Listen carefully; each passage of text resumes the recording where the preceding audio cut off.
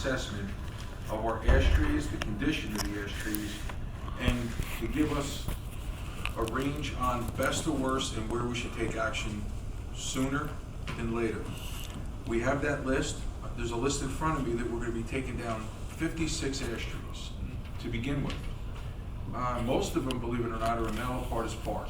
We did have a priority area of parks, fields, and right-of-ways, because we have a lot of children in our parks, and when these ash trees do fail and do die, they become very brittle, and they drop material, and that material can hurt people.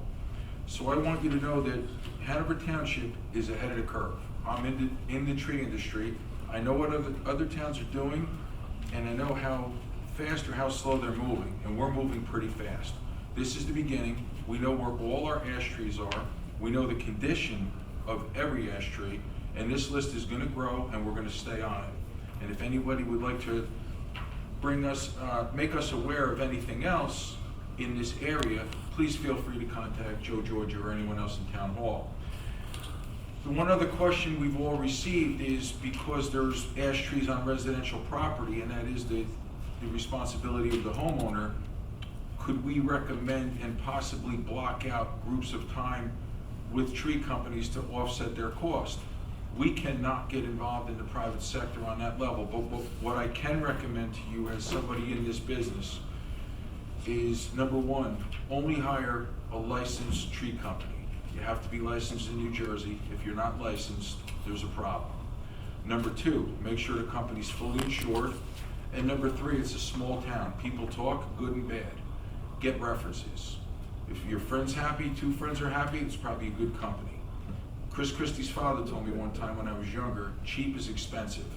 If you want to save $200, you're probably going to pay for it on the back end somewhere else.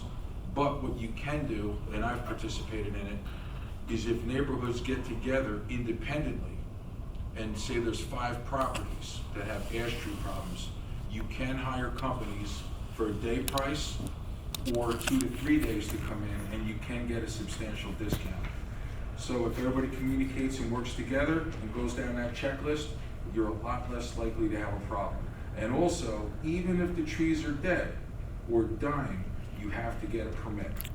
So you gotta go to the town and let us know what you're taking down.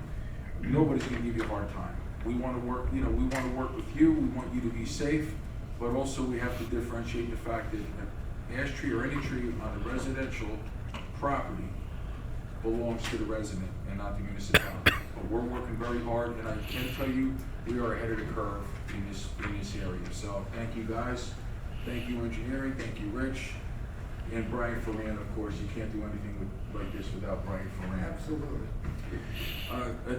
Just to go to the DPW now, what's interesting is I called Brian Ferran about a week ago. I was working in another town, I won't say what town it was.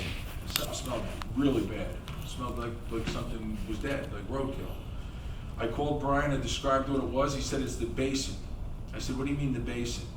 He goes, if you read the reports I give you every month, which I do, he said, you're always going to see clean basin tops and basins. Hanover Township, believe it or not, besides everything else the DPW does, is they clean our basins all the time. I've never smelled that. Stormwater basin. Yep, I've never smelled that smell in Hanover Township. So there's a lot of things these guys do, and this is a small one, but if you smelled how bad it is when those basins aren't cleaned, you'd be surprised. Am I right, Ron? Yeah, absolutely. Also, the fun things that they've done, like they set up for the Memorial Day Parade, and I'm sure Mike's going to report on that. They participated in the Barclays cleanup and planting at this building right here. Not only do they clean the basins, but they repair them and rebuild them in-house. Ridgedale Avenue, Algonquin, Cove Lane, Reynolds Avenue, Woodcrest, Bee Meadow, and Corbett. John Faramaska always says roads, roads, roads. And I support him and we support him, and we're doing a pretty good job, but the potholes are filled by the DPW. And I can't even read you the list of what they've done in the last 30 days. They're always out there, they respond to your calls, and they do a fantastic job. With our fields are beautiful. They're second to no one. Another town just bragged to me how quick they got their fields up after the last couple of rainstorms. We beat them by 2 days. I didn't say that, I took the high road, I just said you guys are fantastic, but we beat them by 2 days. So our fields are open, they're lined, they're beautiful, and they're cut. So one more note, and this is something a few of us saw on social media, but I've also gotten several phone calls about it, and I spoke to the superintendent about it. In school and park, we address it, but I think we're gonna have to go a little more aggressive. Our children, all of our children, are preoccupied. As Scott Pepper used to say to me, sometimes you get sidetracked being sidetracked.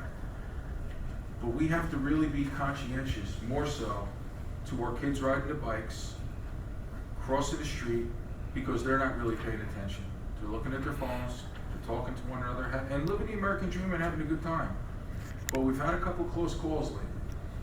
And we're gonna be sending out a memo, but if anybody listening to me can just maybe nudge their kid, and I've done to mine, my younger one, please be careful. Everybody's in a hurry, everybody wants to get out of work and go home, and not everybody's paying attention like they probably should, all of us. So just please be careful. Summertime's coming, the kids are gonna be out on their bikes, running around, going to the pool, and we gotta be very, very careful, all of us. The last thing I want to say that involves Lieutenant Locke and his crew is the Marcy area, the New Jersey, not Marcy area, New Jersey Coalition for Education and Positive Choices received the Jefferson Award from the governor. This group is very, very aggressive and doing a lot of work to help children with drug and alcohol abuse and drug and alcohol education in a new way and in a real way. And the reason I'm bringing it up is because it started here. And it started with Chief Roddy, a few phone calls with Chief Roddy. Now we have 19 towns and cities. We're gonna launch a website. We're going back to Trenton, and we're gonna have a meeting with the NJEA. And one of the nicest things that we're doing is sharing specific school curriculum.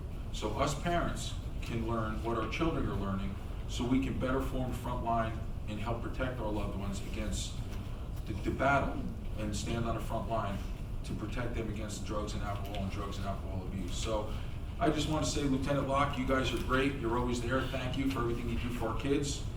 And I'm gonna again call Chief Friday tomorrow and thank him. But we're doing a lot of work, and once again, the Township Committee is right there, standing lockstep with us. So thank you guys. That's it for me.